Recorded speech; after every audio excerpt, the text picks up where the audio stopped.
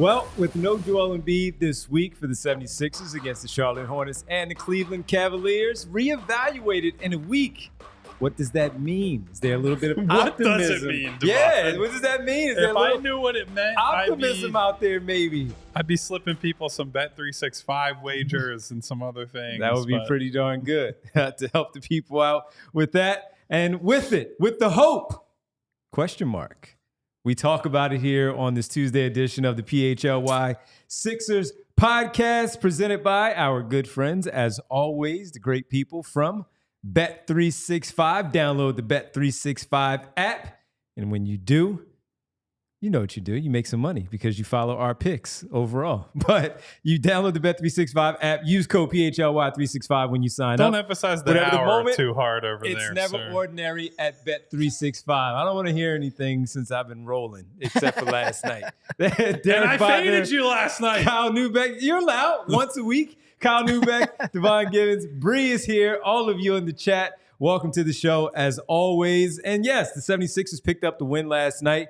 A pretty good win over the Charlotte Hornets because they all count for W's at this stage of the season for where they are. No Joel Embiid, no Jared McCain, but Joel Embiid reevaluated in the week. And as Kyle said, what does that mean? We don't know what it means, but we did get a little bit from Nick Nurse following the game while we weren't in Charlotte. We got some of the quotes from Charlotte where he pointed out that last night he stated, as far as Joel Embiid goes, the only thing that I can compare it to as far as the sinus fracture, but I wasn't here, but he certainly had those other ones that were a lot worse. And Nick Nurse is saying after the game, it's not nearly as severe as those two from what they tell me. So I guess that's good because those were pretty tough, those two. And they say it's not as bad as that. Well, thank God, because that would be an actual extended absence more than likely. And now we can say, well, we still don't really know. We don't know. Is he playing Monday? Is he playing Christmas Day? We don't know. And Nick Nurse would go on to say that obviously and this is probably the more important thing than it's not as severe as the orbital, that this adds a layer of complication that it will make things tough for Joel, but that he's going to have to manage it, play through it, however you want to. I don't know what his exact phrasing was. I could probably look it up. He's going to have to deal with it, is what Nick Nurse said. And that's true, right? Like he's probably going to have to deal with some breathing issues initially, right? We're all assuming, I don't know that this is the case, but we're all assuming he'll probably have to wear a mask. And we've seen, I'll never forget that first playoff run that he had where he came back from the orbital bone fracture and had the mask, and they had a lot of them. There was one point where he just took it off and threw it off the floor. And Brett Brown comes, no, Joel, put it on. Like they had to reel him in a little bit on that. Remember Justice Winslow trying to stomp on it too? Yeah, I don't think he tried to. I think he did. The good thing is they had a lot of backups because they knew the importance of protecting his face. But bottom line is, whether it's a 1 week, whether it's a couple weeks, whether it's a 3 week process or more, he's just going to have to deal with the ramifications of breaking his face once again, which, it's no less remarkable every time I think about it. The data that Derek unearthed from looking up a study where it's like, how many guys in 30 plus years had their face broken? And he had 3 of them. Well, actually it's so remember when he wore goggles at Kansas? Yes. He broke his left orbital bone back then too. So and that was a more minor one. Yeah, he didn't require surgery on that one. So he's actually broken 3 orbital bones. Well, 2 orbital bones, one of them twice. He has 3 orbital bone fractures and now the sinus fracture. Again, that study charted 16 orbital bone fractures over a 34-year period. He has now done it 3 times. He needs to drink some milk, man. Something. I don't know what's going on there in the face, but what do you make of what Nick Nurse had to say last night? I mean, it's better than the alternative, but to Kyle's point, I don't necessarily we titled or thumbnailed the show Hope question mark. I'm very much falling into that question mark category. It's good. It was on our emergency Jared McCain reaction podcast that we talked about this, but I mentioned that everything that I looked into, this is not as serious of a fracture as the now 3 previous ones he had. So I think there's some reason for optimism. Nick Nurse sort of confirms that reason for optimism. But anyone who has watched this season unfold, even if there's optimism on this specific injury and this specific recovery, we will believe that optimism when we see it because it is the hope that kills you. And this has been a death by 1,000 cuts season. And just to be clear, again, like we always say, just because he's going to be reevaluated in a week doesn't mean he's going to play in a week.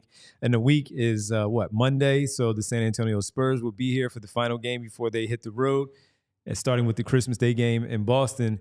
So the reevaluation is to see where things go from there. And maybe with that optimism, they do find out something a little better for him to get back out there on the floor, have that time right now for him to be at home. He didn't travel with the team last night. He's back at home resting, and we'll see where things go. Does it require a mask? What does it require overall? All of those things we'll find out once he eventually, at some point, of course, if he takes the floor and gets back out there and plays. But this is... I like how you're now if he takes the floor. Because we just don't know when. The hope is when and if he takes the floor.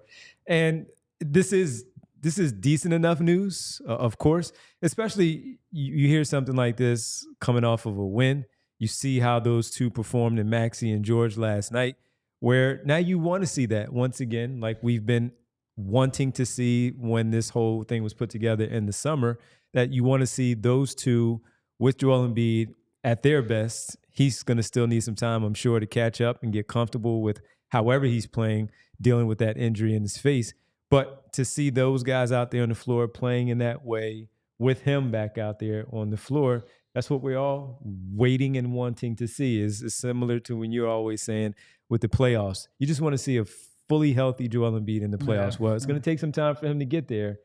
But at least if these two guys can get into the spot that they're in and play this way for a little bit and give them a chance, he's certainly going to help at the 5. He may not be Joel Embiid 33 points a game a night, but he's still going to be a threat for who he is as Joel Embiid out there with those two. Yeah, I mean, even just look at last night's game where we talked about how Yabusele struggled, and when Drummond was on the floor, he was a stabilizer on the glass and all that, rim protector. Joel Embiid quite a bit better, even compromised, than Andre Drummond is. And when you play teams that you need size against, he's helping out there. When you need a release valve on an offensive possession, it is still a very good option to get him the ball at the elbow for a free throw line jumper and just to ask him, you don't have to do a whole lot. Just we'll get you the ball. You try to make a shot. I have a question for you guys that I was thinking about as we're listing all these injuries. Is he at the point where he should just wear a mask the rest of his career? When you break your face four separate times now, 3 separate times in the NBA, aren't you at the point where you should probably just wear something protective to add a layer there? Like, I think people are more used to, if you've had repeated knee injuries, wear a brace, and we're used to that. If you've broken your face this many times, and he's clearly, in harm's way often, because when you're playing around the rim, you do have the guys jumping at you, throwing at you. He's going to play a physical style on both ends of the floor. I think at this point, someone needs to get in his ear like, hey, Joel, I know you don't like the brace. We're going to add another piece of equipment you got to wear every night. That's just kind of where I'm at. And I don't say that to blame him for this happening, but now I think it's like, if we're playing the odds, he's only played how many seasons in the NBA? 8 seasons. So he's averaging like every other year of face injury, basically. So if you've got a knee brace, he's probably going to wear for the foreseeable future. You want a mask. He's going to end up like the Black Knight and Monty Python, and he's still going to be better than Andre Drummond, to your point of a compromised Joe being better. I'm just coming at it from the mindset of, how do you keep this guy on the floor as much as possible? If part of that is giving him rest, if part of that is giving him a brace and doing all that. Look at Bree showing the the flipping of the mask and the replacement mask. The replacement mask coming in. And of course, Justice Winslow. Oh, yeah, he picked it up and he's like bending it. That's even worse than I remember. I think he tried to step on it at one point too, like in-game action. I think he tried to step on it. Yeah, great job, Bree, for finding that one. Good job by Bree unearthing that one. Anyway, so I'm just coming at this from the mentality of, do whatever you can to keep this guy on the floor as much as possible. And if his face is a risk area, which is an insane thing to say, protect him from risk as much as possible. And you're not wrong, but the problem is it's not just the uncomfortable part. So many athletes, I mean, look, everyday life, people worry about image and how they look. And he's not going to want to go out there, I don't think, with that mask on from the issues that he had before. And then just not wanting to go out there with a mask on that he feels like it doesn't look good. It's not cool to have a mask on. I'm beyond. I'm not all saying that. you're not. Is he beyond that? That's why you said. You ever seen in the very movie first Pulp point Fiction? Of the fact that you have someone needs to get to him and ask him. That's going to take a lot to convince him of something like that. You know what's worse? Never winning anything because you can't stay on Or the floor. breaking my face. Correct. You give me the odds of looking like a dumb, and look, I look like a dumbass on my own, so maybe I'm biased here. Looking like an idiot versus wearing or not breaking my face, I'll keep my face. You're speaking logically, though. Yeah. I get what you're That's saying. my point. But I also, it's not that I said I agree with you. He is him, though. He's not going to do that. The brace. We talk about the knee brace and all of that. We know he doesn't want to wear that knee brace. And how long until he decides, as we talked about in the offseason, when he decides, I'm shedding this in the moment because he's going to want to get rid of it because it's uncomfortable for him. He feels like it's holding him down. I just don't see him do it. If he does it, great. With But the I way don't he think he's reacted the first 2 times he had to wear his mask, I certainly don't think No. he's voluntarily going to wear it. No. What was Rip was just broken noses, right? Broken nose, and it was a superstitious thing at the end. He didn't need it anymore. well, I just think of the quote from Marcellus Wallace to Bruce Willis's character in Pulp Fiction that I cannot repeat it because of all the F-bombs that are within it. But essentially the gist of it is you're going to feel pride. That's pride messing with you. Like you cannot allow pride to supersede doing whatever you can to try to, in that case, it was fixing a fight to make a bunch of money. In this case, it's doing whatever you can to stay on the floor and be the best you can for the team. So I would say more than likely he's not going to wear a mask other than this initial period where he has to. But I would say it should at least be on the table if we're all coming at this from what's the best possible way to keep this guy on the floor as much as possible. I don't disagree. That's all I'm saying. Don't disagree at all. Don't disagree at all. It would be a great option, and it would probably see some growth in him, as you said, with the pride piece of it. Just some growth as an individual and saying, yeah, I don't have a I know that whole championship. quote too, and I wanted to say it, but I'm being respectful of our TV partners. So go find the scene of Marcellus Wallace talking to Bruce Willis, everyone, after the show. That's your homework assignment. Next time we have an emergency show, you'll have to drop it because emergency shows don't get streamed. There you go. I think that's Ving Rhames' Rhames' character in the movie. Yep. So I just can't remember Bruce Willis's character, so I referred to him as his actual name. Butch. It's Butch something. I can't remember his. Mm-hmm. I just remember Butch though. Yeah. Butchie. Great movie. I haven't seen that one in a while. Fantastic movie.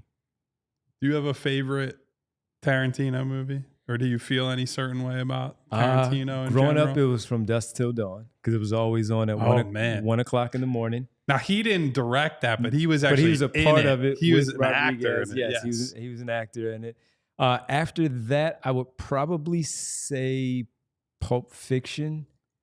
It's the easy answer. It is the easiest answer. My favorite scene is when John Travolta and Samuel L. Jackson go into the apartment in the beginning, in the middle of the movie. And Sam gives the great speech, of course, and has the burger. And Royale with cheese. Yeah. It's a tasty burger.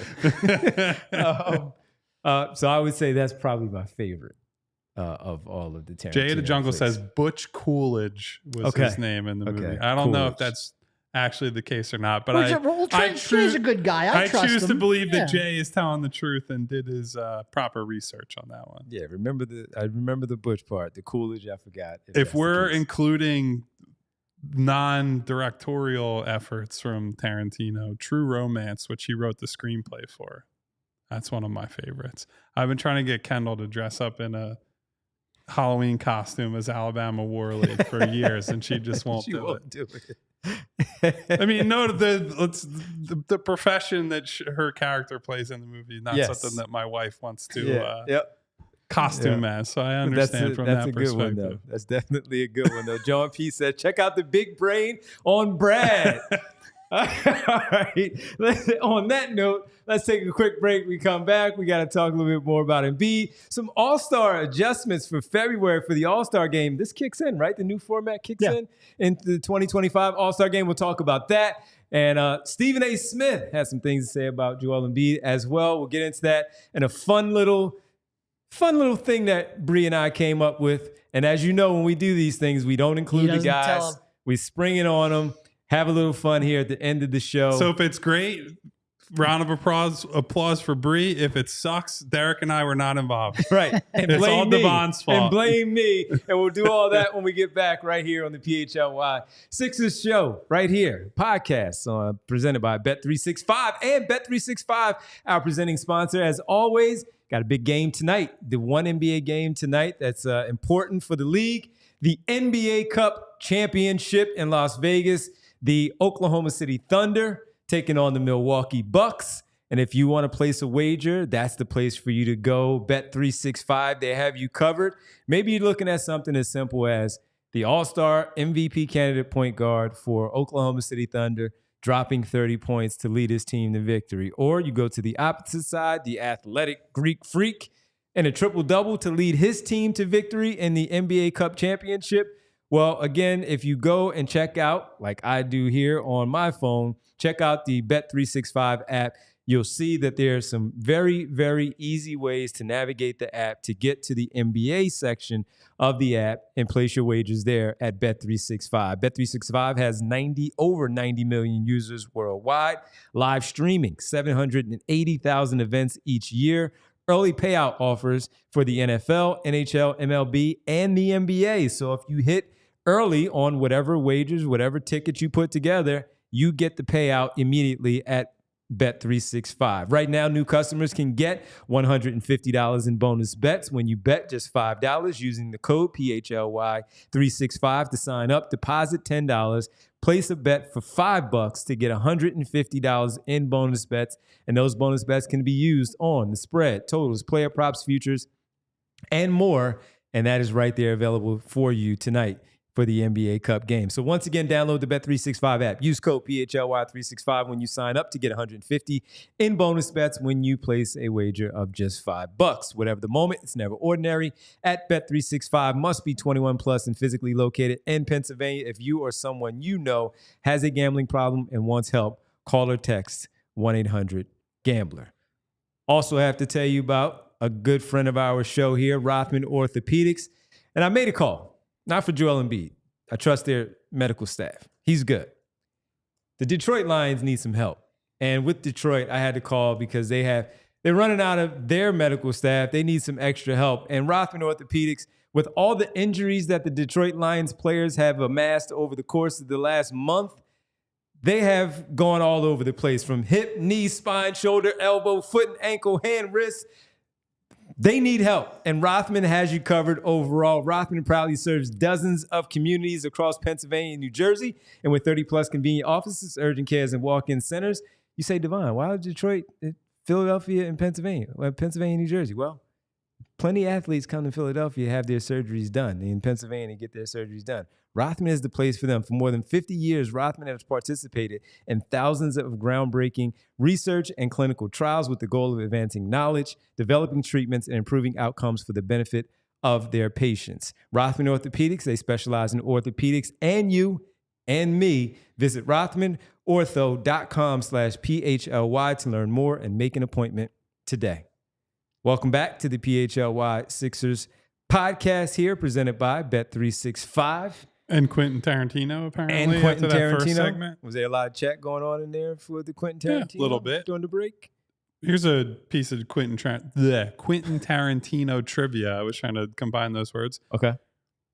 2 big 90s blockbusters that he was offered following Reservoir Dogs, where he had a hot name in the Hollywood industry, and some major film companies were coming to him like, hey, we want you to direct this project. One of them stars Will Smith. Independence Day. Nope. The other one. Wild Wild West. Nope. The Men other in one. Black? Men in Black. Men in Black. Okay. So Quentin Tarantino was offered Men in Black. All right. The other one stars Keanu Reeves. Matrix. No, prior to that. Speed? Correct. Was he? Quentin Tarantino directing Speed was on the table. Wow. Who knows how that would have turned that's a out? little It different. would have been an insane premise regardless. A lot but of maybe blood. it would have been just shot different. a lot or of blood. I don't know how that would have worked, but Yeah, that's a lot of blood in that movie. It man. is. Yeah. Keanu Reeves was managing to save people from that. Quentin Tarantino would inject a little maybe bit he of just that. would have said, "Hey, I want Michael Madsen to be the star instead." 100%. That's his I guy. was watching Michael Madsen the other night. Species, though. Oh man, I haven't thought of Classic. that movie in a long time. Yeah, classic. Turn it on. All right, I'm good. I can watch this for a little bit. All right.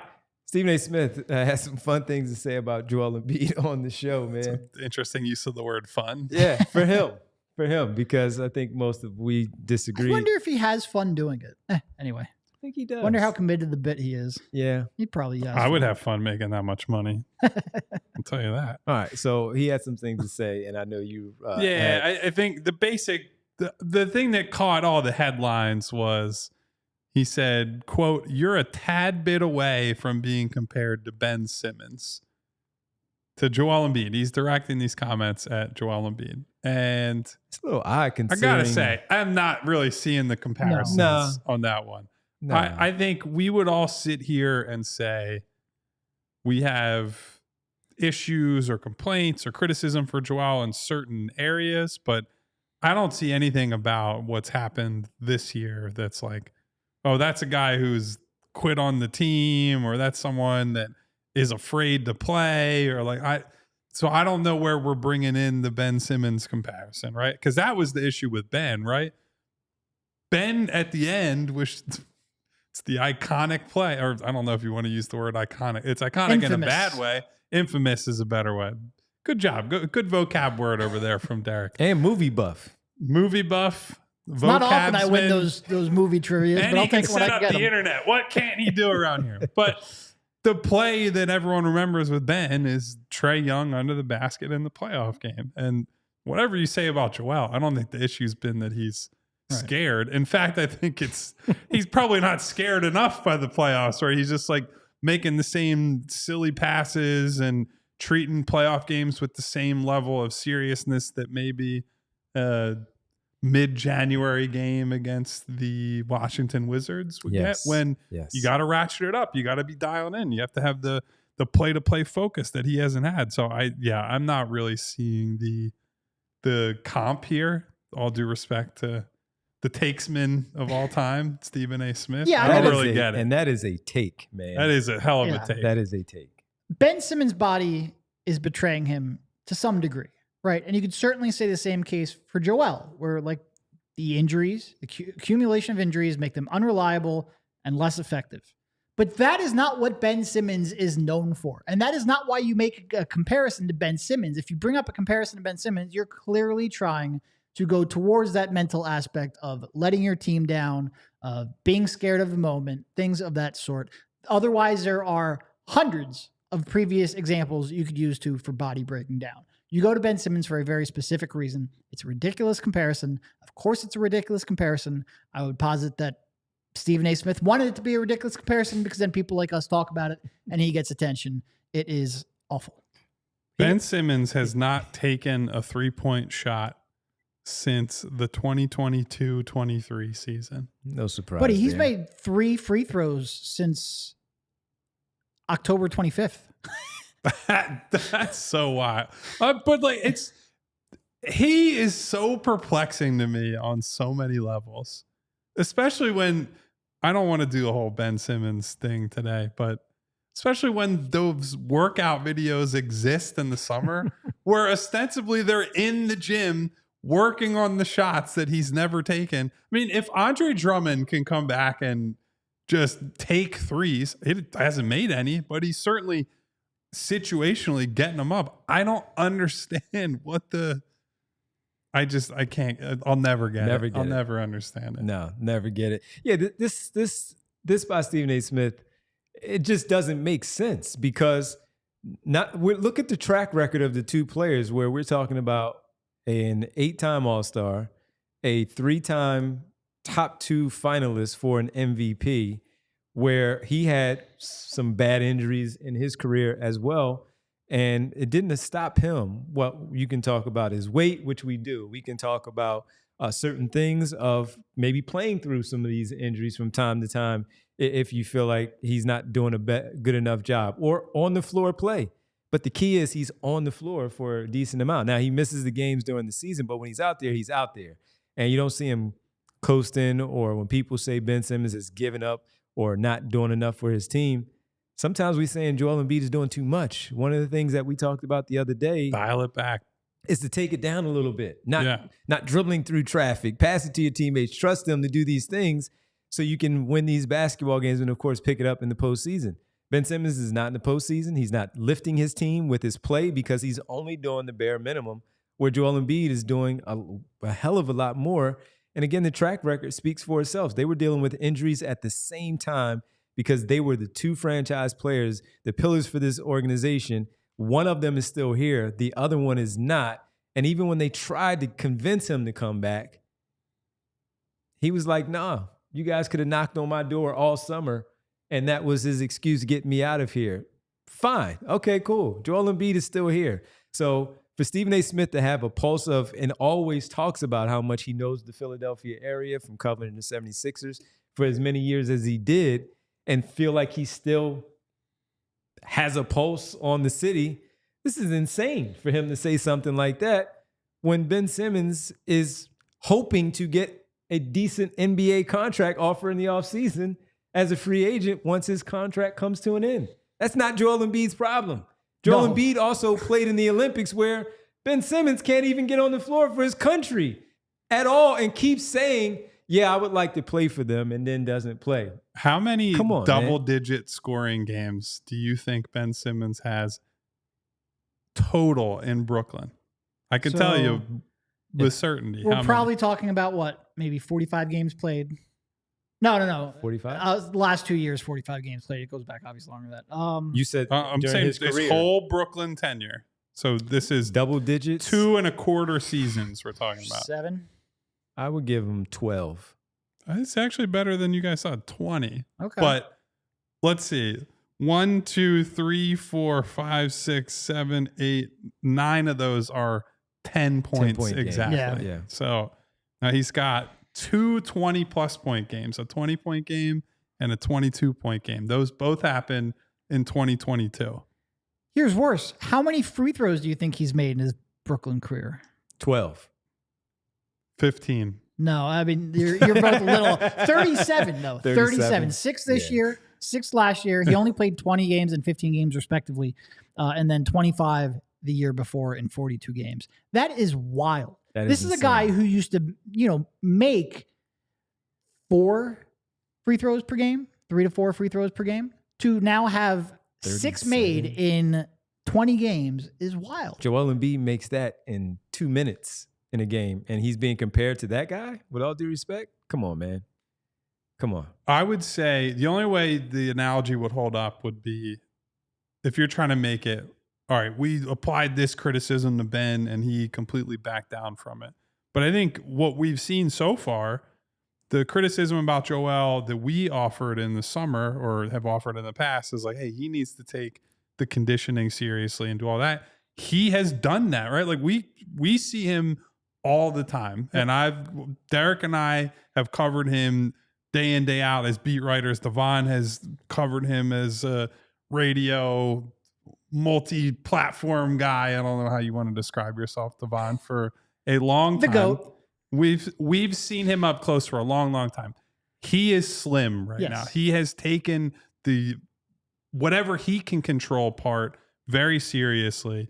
That would be, if he hadn't done that and his body was failing him, then I would have less sympathy for him, right? I would say, you're not helping yourself. Right now, he's just a victim of some bad luck, and that's just not worth criticism to me. This is legitimately the slimmest he has ever been while playing basketball on an NBA court. Easily noticeable, too. By far. Yeah. Ben Simmons in the league next year? I think he probably gets one more like minimum contract before. I'm not sure, man. I'm really not. When Markel is No, in China and that's why I Lonnie said Walker is probably. in Lithuania, I just don't know. If either one of them I think you're probably right, but I'm not certain. If either one of them were 6'10", they're probably in the league. That's probably true. But what good is being 6'10" when you play like you're 5'8"? When you shoot 3 free throws in 24 games. Yeah, I don't know. I have no idea if he's in the league. No idea. Is he traded at the deadline? Oh no, he might get waived. As I said, that might be a buyout. That was And again, the other one. Reminder: if he gets waived, the Sixers cannot sign him. So just he has to get traded and waived. No, it's been. What do you? Oh, because of the apron. Because of the apron. Well, they can't claim him. They could sign him if he goes unclaimed. I don't think that's true. Why not? What's the rule? That is this a new CBA thing that I'm forgetting? What's the rule? Oh, I'll look it up. I thought it was only second apron teams that. I mean, they wouldn't be able to claim him anyway. Well, right, they can't claim him. I'm pretty sure if he's going to clear waivers, if his original contract is over the league average, I'm pretty sure first apron teams can't trade or assign him after he clears waivers. I will double check that. I might be mixing it up. I trust you on the CBA stuff. Do you I want just thought the that was a Sixers second to apron bring guy. in Ben Simmons waived in Oh February? no, you're right. Okay, first apron is. You can't sign a player from the buyout market who was earning more than the non-taxpayer mid-level. So he's making much more than that. Okay. All right. Thank God. Good luck, Ben. Good luck. All right. When we come back, a little new format for the All-Star Game, and then we'll have a little fun there to close out the show. Here on this Tuesday, right here on the PHLY Sixers podcast, presented by Bet365. All right. First up, we have to tell you about Ace Hardware, specifically how they can help you with your home projects. If you've got a leaky pipe at Ace Hardware Home Services, they're around the block with everything you need to fix it, including the person to do the fixing. If you've got an air conditioning issue, they've got a person for that as well. If you've got a faucet that you said you would fix over the summer, they've got that person too, because now they're not just the helpful hardware folks, they're also the helpful home service and repair folks. From plumbing to heating and cooling, they've got the trusted pros to keep your home humming all year long. Ace Hardware Home Services. They're bringing helpful home, the helpful you love, from the store to your front door. Visit Ace Hardware Home Services online at www.acehardwarehomeservices.com to get you started on your next project. And guys, let's say you don't take our advice. You don't go to Ace Hardware Home Services, and you've got stuff that needs to be done around your house. You're working on your house, your apartment. Maybe you're a home workout, home exercise person. No matter what you are doing, you need comfortable, durable, stretchable underwear to get you through that day. And that's where our good friends at Skims step in. You guys have heard on the show.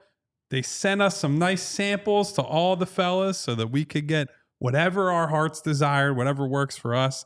I ultimately went for the Stretch 5-inch boxer brief.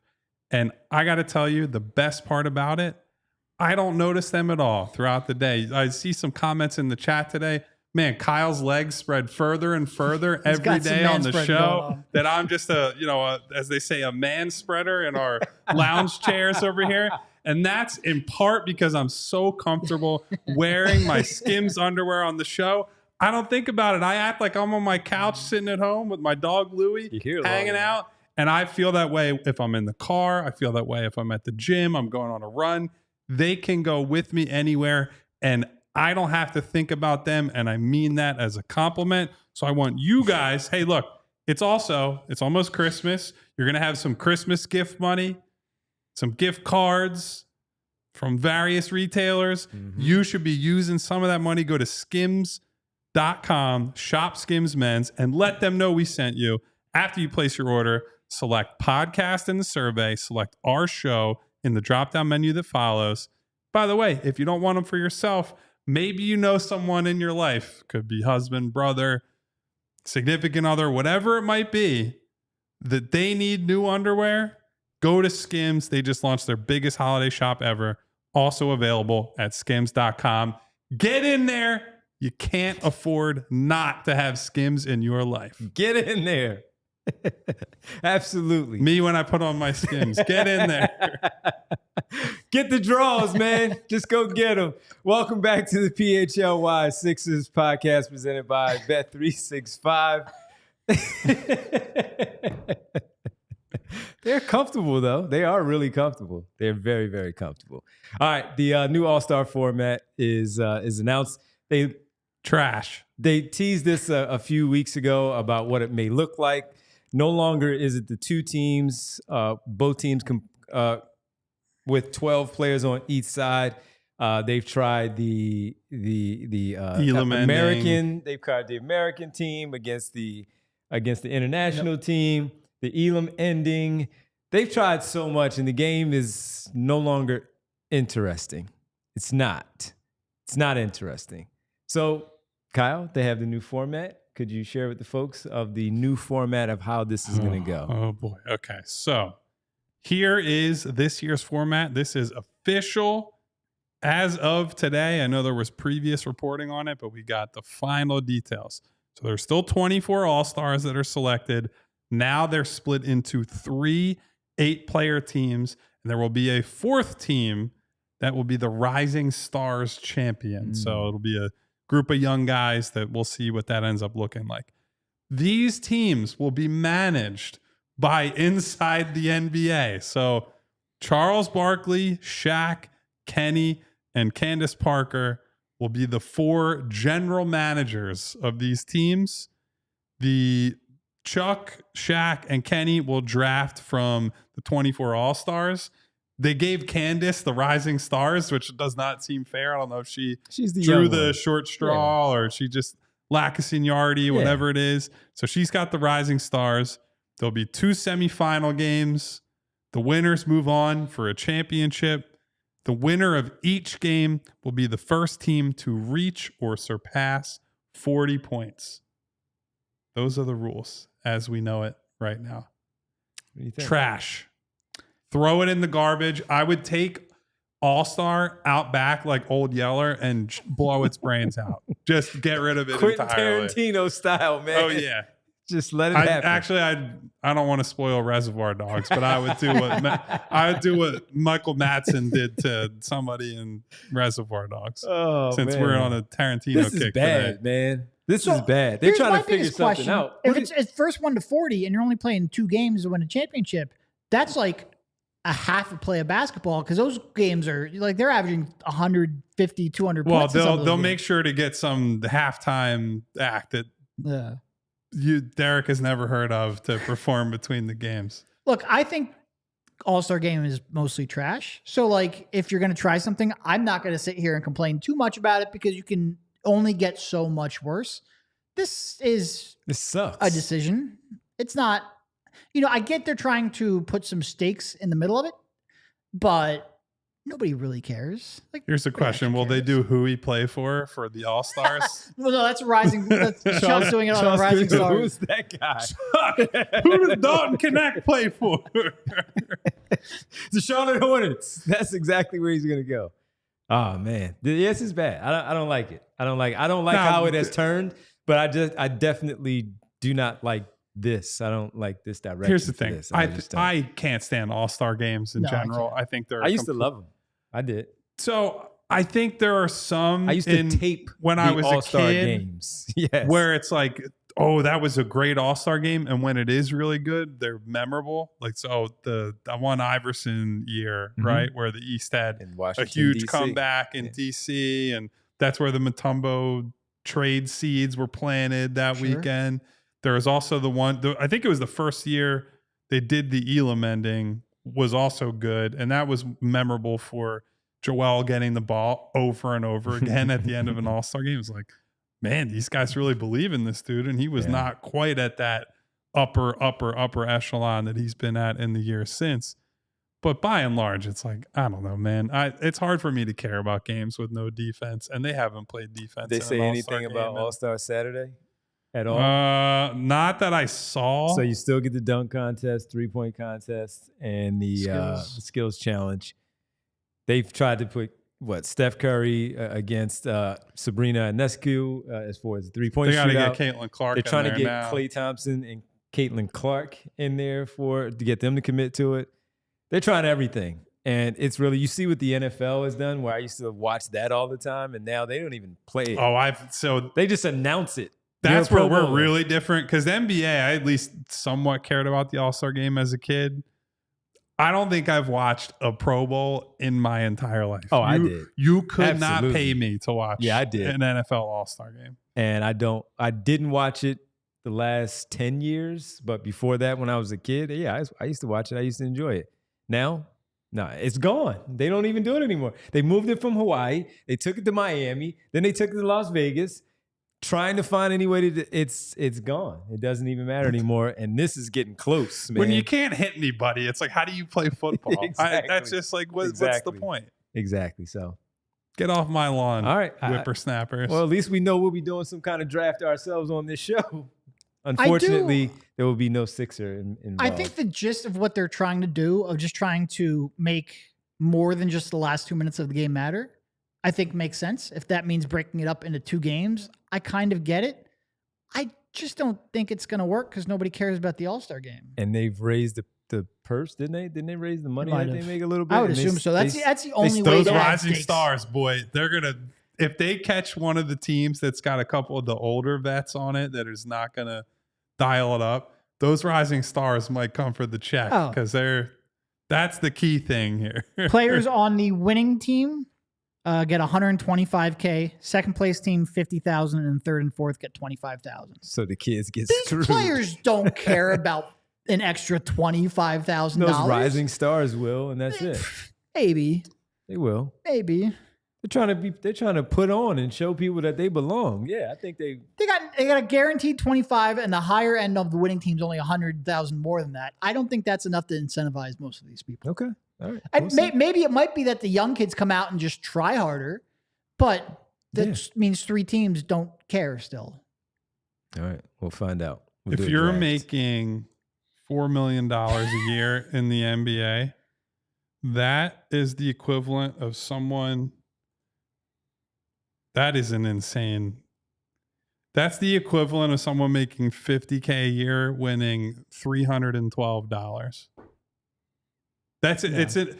And I'm not saying that as like make as much money as you can, right? But it is crazy to think about 25K being like, it's great to get $300, right? Or it's great to get $500 that you're not expecting. Take that bonus. Right. But they live in a different world. What they're making, it's not very much. Yeah, their world is different than ours. So yeah, okay. I mean, but they still take that. Just do USA versus the world and be done with it. They still take their little per diems. Once the Americans lose to Giannis and Jokic a few times, you'll get engagement in the All-Star Game back. I'll tell you that. All right. There's one thing you can count on from Americans. It's xenophobia. So our schedule this week is last night, of course, we had a pre and post game around the Sixers and the Hornets. We'll do the same on Friday and Saturday for the 2 basketball games then, and our 3 p.m. shows today and tomorrow. Next week, just to give everybody a heads up, as you see our schedule. We have a bonus show here on the screen. This week. Oh, on Friday. That you won't be a part of. That's true. Yeah, so on Friday, as part of the Reading Terminal show, the guys will be with you. And Rich and I will have the pre and post game show ahead of the Charlotte Hornets game on Friday. So that's our schedule this week. Monday game, Tuesday, Wednesday, 3 p.m. and Friday, Saturday, pre and post on both of those days, but a bonus show with Kyle and Derek from Reading Terminal as part of our holiday shows at Reading Terminal, just like we did last year. And of course, for Thanksgiving, just a few weeks ago. So with that, tomorrow's our last show. For a 3 p.m. show for a bit, because even during the New Year's week, we have 4 games that week as well. So we won't have an opportunity. Working us to death around here, They're man. working us hard, folks. So I didn't sign up for this job to work. What's going on here? And because we don't know, of course, how things are going to go with practice tomorrow, being at practice and the information that comes out there, Bree and I thought, let's have a little fun on this show because of the uncertainty for tomorrow's topics for tomorrow's show. To do a little holiday stuff with you guys on the 17th. Derek, you are a movie maestro.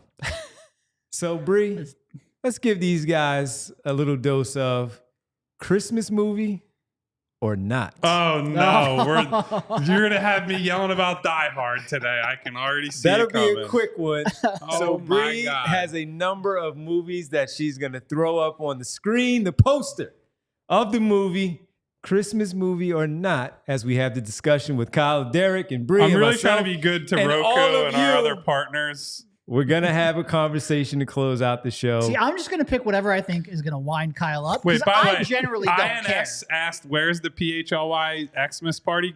Great question from INS. Why don't you ask Vince and he'll tell you? He'll let you know. He'll let you know. Bree, let's get to the first one. I'll just go in order as you have them in order here. Let's go with the first one, Harry Potter. Christmas movie or not? No. No, I would not. I would agree that it is not. Now, Which I will is- say Christmas I've only appears in every single book because it's a school year. Right. It's not the. So I'm going to lay out my take. In that time of the winter, when you say the book, is it more the school The year? book goes from the entire- they get on the train, Okay. they go to school, they're there in late summer, early fall, and then they're there the whole year. So they go through winter, they have winter break, there are Christmas themes during that time. Then it gets to the rest of winter, you go to spring, the 7th years or whatever graduate, they go home for summer, and that's the end of the book. Like that's kind of the. So again, I think most of my answers here will be just something to try to wind Kyle up. wind But if Kyle I up. was actually going to say is something a Christmas movie, Christmas has to be central to the plot, not So- just take place during. Okay, Christmas. so yours. here's mine, and it's kind of what you're saying. It's not even. It can't even be central to the plot. It has to be the theme of the movie is Christmas. Taking place around Christmas does not make something a Christmas movie. I agree. Lethal Weapon takes place around Christmas. It is as much a Christmas movie as Die Hard is, which is to say, it's not a absolutely Christmas, movie. Go watch Lethal Weapon, and if you think that Lethal Weapon is not a Christmas movie, then you cannot think that Die Hard is. Okay, let's get to it. No for Harry Potter. And I would agree with that. I have not seen a Harry Potter, but since you said that, I agree. I actually only ever saw the first one. I haven't read the books, which I think probably surprised people because I'm generally like a sci-fi person. I just never got into it. Yeah, I never got into that, so I'm out on that one. Let's go to the second one, Bree. They say no. What do you say, Bree, by the way? Harry Potter, Christmas movie? I think it's a Christmas week movie. It's Something it's you giving watch during. marathon, but I wouldn't say it's a Christmas movie. No. All right. Christmas movie or not? No for Harry Potter. Let's go to number 2. All right. I don't have the list open. Do you want to announce it? Iron Man 3 for the next one, because these are ones that are discussed. It's not I saying gotta that tell we you, all I remember agree. absolutely nothing about it, and I would still say no. And I would agree with you. Yeah, I would agree with you that it's not a Christmas movie. Is that the one with who's the villain in Iron Man 3? Is that Mickey Rourke or is that Iron Man 2? I think that's 2. 3 is that the one where he gets thrown into another city or something like that? And he's meeting up There are with too that many kid. Marvel movies. That I agree with. Especially after Endgame, That I we needed agree with. a 10-year hiatus. They're bringing them back, though. And I'm not sitting here judging people who like comic books and comic book movies, right? We needed a hiatus. Okay. We got to reset the culture for a while. Yeah, and they're bringing back two characters that apparently have moved on, and they're coming back, and I don't know enough to know why. Yes, INS says Iron Man 3 also Xmas. No. Okay, but I'm No, it's saying not. no, it's not. No, it's not. That My one is list of actual Christmas movies is very small. not. All right, That's what I would say. let's get to number 3, Bree. Let's go to Batman Returns. No. No, I agree. Oh, no. Okay. So you see, you can't say that movie is not a Christmas movie and still believe Die Hard. This is the problem. we didn't bring up Die I Hard. told you my philosophy here. I don't believe Die Hard's a Christmas movie. It just pisses people off, and I enjoy that. We brought up Die Hard.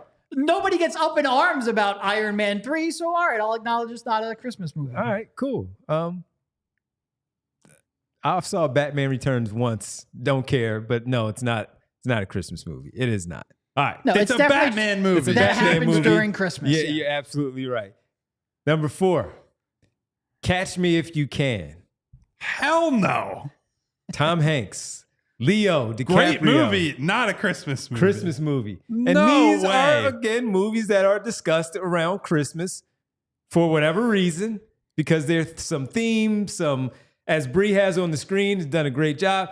The Christmas tree, all the decorations around the fireplace. Christmas movie, Derek? No. Doesn't Catch Me If You Can take place over like years? And it does. Yes, it's it not does. like every year Yes, at it does. Christmas. 'Cause It's he's- just like he's not these getting are his popped in exploits December. over years. Right, They're yeah. chasing this criminal across all these. For 1 week. 1 week in December. Come on, man. Yeah, absolutely not. No, he's Great it's movie. not. I highly recommend Catch Me If You Can.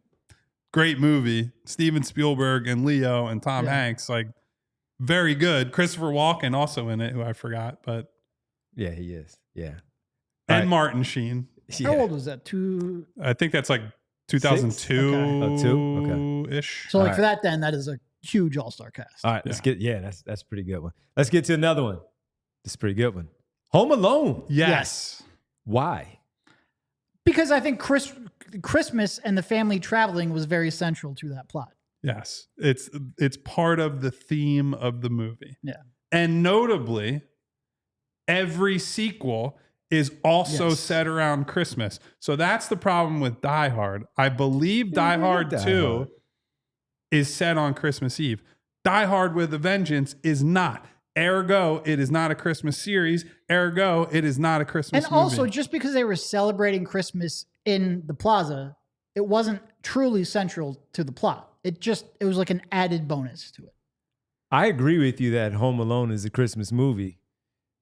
I agree. They're taking a family trip for the holiday. Yes, they are. They're doing all that. But if they're not home on Christmas, they're away. Sure, you can go away for Christmas and all that stuff. The scene in the church where he's talking to the guy basically about the spirit of Christmas is the message, right? Where I it's agree. Like, it's old man Marley, right? Is the name of the character. Yeah. And he's talking to him about how he's estranged from his brother, and he's like, you should make that right. And that's all within the Christmas sphere. Mm-hmm. It's not Hans Gruber on a rooftop shooting at people. That happens around Christmas, though. I'm just saying. I don't want to get into all of that. But I'm just planting all the seeds in Hey. advance. So by the time Die Hard comes up, my argument's already been made because I know it's coming. let's get to the next one. This is my favorite of the series, of the franchise. Friday I've only is seen this fantastic. one once, I'm pretty sure. It's a so. fantastic Friday movie of the franchise, and the other two are not based around Christmas, but this one is. Even in Ricky Smiley as Santa Claus going to rob the apartment and steal their money. As much as this is my favorite one, which is always a big argument of the Fridays that are the best, of course, the original being the classic that it is. This is my favorite one, but it's not a Christmas movie. It's surrounded. They have a Christmas party. Right. They are doing all that stuff around Christmas. They're collecting money for the rent from the Christmas party. They had their presents stolen from the tree when Ricky Smiley broke in and stole and robbed the house, the apartment. But it's not a Christmas movie. Okay, I'm going to go against the grain here. You know why this is a Why? Christmas movie? Why? Because from my recollection, this is basically The Grinch. 100%. The Grinch is a Christmas movie. But you just pointed out how in a series, The Grinch, if you have a series and the other two are around Christmas and the other one isn't, then it's not a Christmas. if you're adapting You The can't- Grinch now you as the plot, how can it not be a Christmas movie?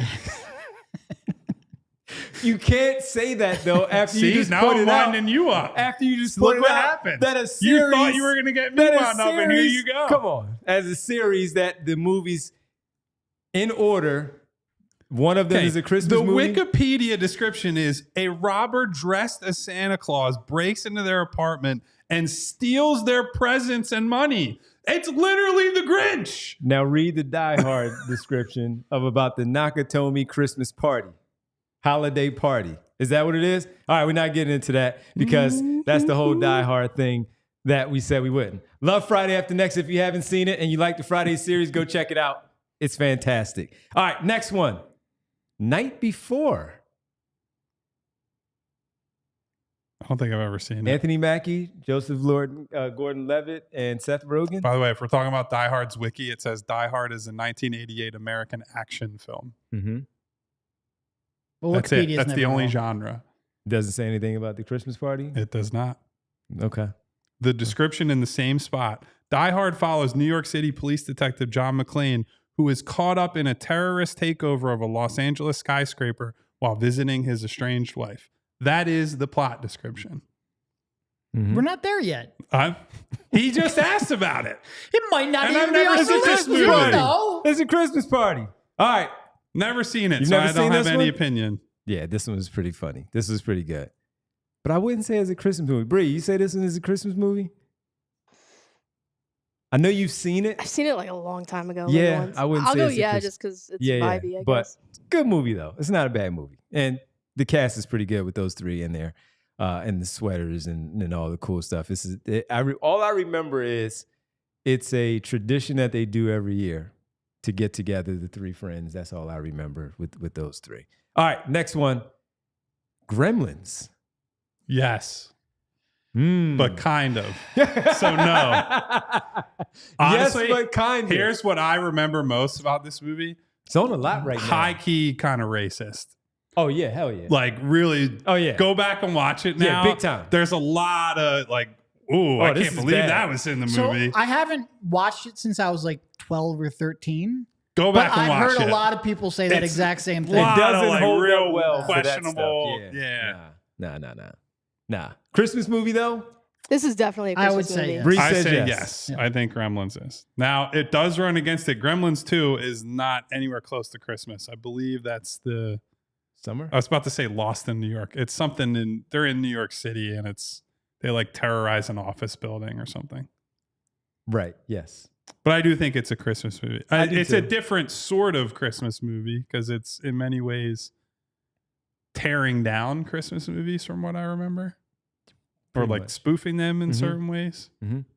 But yeah, a lot of racism. Yeah. It's been on a lot. It's And they haven't taken those parts out. So still there. there for everybody. It's Still a there. product of when it came out, I suppose. Although that was It is still there. It's like 1984. It wasn't that long ago. All right. Edward Scissorhands. Is that a Christmas movie? I don't know because I never watched it. I've in seen it full. once, so Yeah, I've seen it yeah. once too, and it's been a long time. I don't know, but apparently it's a thing of I would say no. online. It's a discussion of Right. Christmas movie Right. or not. And I would say, I think of it more I as mean- like a rom-com than I would a Christmas movie. the decorations and I don't know. I don't know enough. Folks in the chat, let us know if this one is or not because I don't know. I really don't know. All right, our final one. Not our final one. Nightmare Before Christmas. So John Peace asked the right question. Okay. Is The Nightmare Before Christmas a Halloween movie or a Christmas movie? I've never seen it. You've never seen A Nightmare Before Christmas? I've never seen it in full. No. So fun Not in fact, full. and this says No. a lot about my sister. This is my youngest sister's favorite movie ever. This is like she watches this When every single year. you met my daughter, I asked my daughter, I said, give me a few. And she was like, Nightmare Before Christmas. And she brought that one up. So I would say it's both a Halloween movie and a Christmas movie because you can't say a movie that has a song, "This is Halloween." You couldn't say that's not a Halloween movie, right? It's But you also have an equivalent of Rudolph flying through Right. the sky on Christmas. So, I think it's both. Okay. All right. I'll take your word for it. I don't know. I Also, don't when know. it's the Nightmare Before Christmas, like it almost has to by definition be. Once it's in the name, it's pretty undeniable. And if you're hanging out with us on the television side, we appreciate you watching on TV. If you want to continue watching and seeing the final few movies that we do have, head over to allphly.com for more of the show right here as we hang out with you on this Tuesday, getting into the holiday spirit, our second to last show at 3 p.m. for the next few weeks. So wanted to throw a few of these Christmas or not movies at the guys. All right, we continue with our next one. Bree, throw the next one up there. No. Derek, get him riled up there. It's So- already on the screen. Again, if you gave me a lie detector, I would say no. But here's what I'll say. Obviously, it's set during a holiday Christmas party. It is. The ending scene, it's snowing in. Yes, it is. While this ending song credit is Let It Snow. His wife's name is Holly, which I think is not unintentional. I agree. And more people watch it every Christmas than Home Alone or Miracle on 34th That's Street. because they've been That, by psyoped. definition, makes it a Christmas They've movie. been psyoped by Okay. social media. Okay. Yeah. It was not a thing until the internet decided to make it a thing. Just like, is a hot dog a sandwich?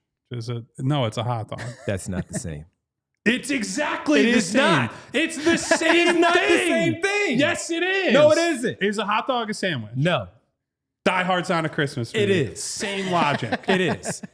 Why is a hot dog not a sandwich then? Because it's a hot dog that you just decide. Thank you. You just decide You just to put made the between bread. argument for No, me. it's not. That's this the one same is thing. a Christmas party. It's a It's Christmas the party same surrounded by thing. a Christmas party, and as Derek A pointed hot out, dog- he's coming home for Christmas. It's a hot dog. He's coming between home it's for in Christmas. bread. Why is it not a sandwich then? It's a hot dog. You can eat a hot dog without bread. You can eat it with bread. Guess what? You can watch You Die can Hard in fry it July, and do that. which is when the Yes, movie you- initially I released. agree with that. The movie That's released, their it was a problem. summer blockbuster. That is great marketing by them to release an action movie based around Christmas in the dead of summer and have it as a Christmas movie for us to talk about 40 years later that it's a Christmas movie or not. Either a hot dog is a sandwich and Die Hard is a No. Christmas movie, or a hot dog is not a sandwich and Die Hard's not a Christmas movie. That's not true. Yes, it is. That's it's your the words. same That's your foundational words principle. and your logic. You are trying Have to at make it. something that it is not, and it never has been. Mhm. Yes, you can eat a hot dog in January, And you that can doesn't watch make it less of a Christmas sandwich. movie in July. You can do that too. You absolutely can. Great It's marketing meat by between them. bread. Why isn't it a sandwich? It is meat between bread. So why isn't it a sandwich? What's the agree with definition I of a did not sandwich? expect to get into a hot dog versus sandwich debate today. I'll tell you that. Yeah, because it's a hot dog. It's a hot sausage. It's not a hot sausage. You call it hot You would sausage. say a You sausage call that a sandwich. sandwich? I Yeah. don't. Okay. I say I'm going to go get a hot sausage. Listen, That's what I I'm gonna go agree get. with you that it's not a sandwich. It's a hot dog. But I also think Die Hard's not a Christmas movie because I'm logically consistent on this. And you can be wrong. And that's okay when it comes to this particular topic overall. Chris, our social media director, texted all of us in the group chat and says, if you think Home Alone is a Christmas movie, then Die Hard is also a Christmas movie. Absolutely not. They're not even in the same ballpark. Fair enough. They're not. Fair enough. There's been like 6 Die Hards, and 2 of them are around Christmas. It's not a. You just it'd said, be like the you just Santa said Friday Claus. After Next was a Christmas movie when the first 2 Only because were it's based in the pattern summer. after the Grinch.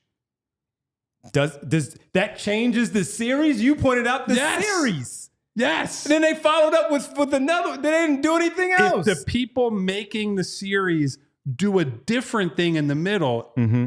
that's a change, right? If you start at Christmas and your central theme is Christmas, like the Santa Claus, for example. Mhm. No, you don't do like the Santa Claus, this time we're in the Bahamas and the movie's about the beach. Mm-hmm. If it was a Christmas movie and a Christmas series, every movie would be about Christmas. So I think, and look, again, lie detector, I think it's not a Christmas movie. But I think there can be a Christmas movie in a larger series that isn't all about Christmas. Not when it's the first one, though. No, so if you set out to make a Christmas movie as the first in a series, every movie's going to be Christmas movies from there So, on like, out. A big reason why I think Home Alone fits the criteria is because a lot of the themes around it are based on Christmas adjacent themes. Mm-hmm. If Die Hard had some of that messaging, I could get behind it a little bit more, and it could still have sequels that were not following the same pattern.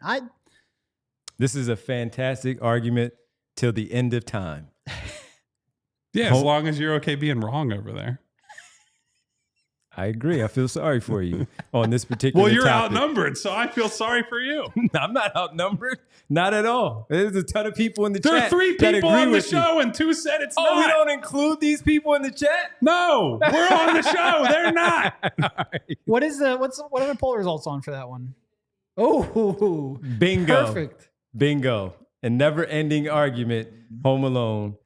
Yes. Die Hard, no. Okay. Die Hard, yes. And that'll do it. Because we love to argue here on the PHLY Sixers podcast, presented by I think our part of the good difference is friends. I don't think you can make Home Alone without Christmas being a part of it. I do think you can make Die Hard without Christmas. Just come up with a completely different contrived You mean the plot plot point. in Yeah, general? yeah. I mean, you can. They can do a summer getaway, and they left the kid at home.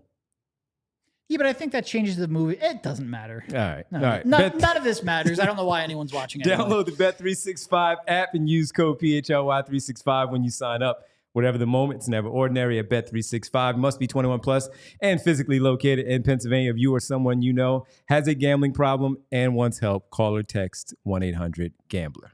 We'll be back tomorrow at 3 p.m. here on the PHLY What can Sixers we show. argue But about before we tomorrow? go, we got to The say draft. we got to say goodbye to the people with the world famous roll call. Do you guys want to talk about the novel that Die Hard's based on? No, there is no novel. Yes, there is. I'm obviously I know there is. You do? What's it called? No, I mean obviously I'm not calling you a liar. I'm just saying it doesn't matter for this debate. Okay, so the novel that it's based on has no bearing in the debate on whether it's a Christmas movie. Okay, that makes sense. Cool. Yeah. Hello That's why the and argument goodbye. is never ending. It's never ending because you fell for marketing from Fox. That's really what happened. People went online and argued about it who are trying to market the movie, and idiots on the internet fell for it. Nobody thought of it as a Christmas movie. Are you until calling the me an last idiot? 10 He just called you an idiot I'm on the saying internet. you fell for That's why- the that's what I downstream effects of idiots I didn't- buying into the I didn't go propaganda. into the internet to form my decision. Nobody thought this was a Christmas movie until the last 5 to 10 I'm years. not even convinced Devon has the internet. We can't get this guy on That's Discord. true. It's been a year so and a maybe half. Devon saw the North Star of Die Hard over the Christmas tree one year. But by and large, Separate it's only me from the other idiots. though. That's fine. That's Okay. That's fair. You're Which, by not the an way, includes idiot, half but of our many listener people who base. believe it are. Not them. I'm talking about the internet people. When do you think this actually originated on the internet? I don't know. Because it was not a thing anyone talked about or thought about until Is there an recently. origin for this? That's argument? what I would like to know. That someone needs to do the research to get into the roots of this discussion, because there is an executive sitting on a pile of money in Fox's marketing department who is loving they the love fact that this. this is a thing every year. Yeah, make sweatshirts. Put the Santa Claus hat on Bruce Willis and sell it. Just criminal. As long as you can admit that a hot dog is a sandwich too.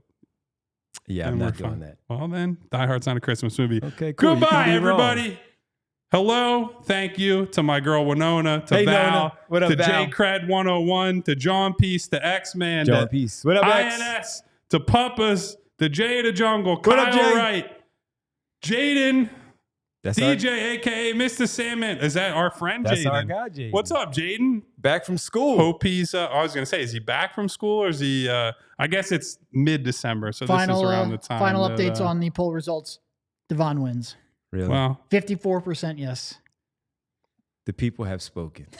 you know what else what people spoke about? Civil rights was not on the majority side either. So I'm always on the right side That's of a little history. different. Listen, most polls are wrong, is what I would tell you. Watch along with Hey, me. Ron, Die Keith Hard. B, Let's do it. Yes. Remo K, Mary Overfield. What up, Mary? Bootzilla, Puppas. Let's do it, Papas. Watch along, Die Hard. I'm Let's getting have out at of it. here. We're all getting out of here. What up, Boots? We'll be back tomorrow to yell and argue about something else. Subscribe to the channel. Hit the bell icon so you get notifications each and every It's time we go working. live. Hit the thumbs up to say Die Hard's not a Christmas movie, and thank you to Bree. Goodbye. We all silly like the mayor.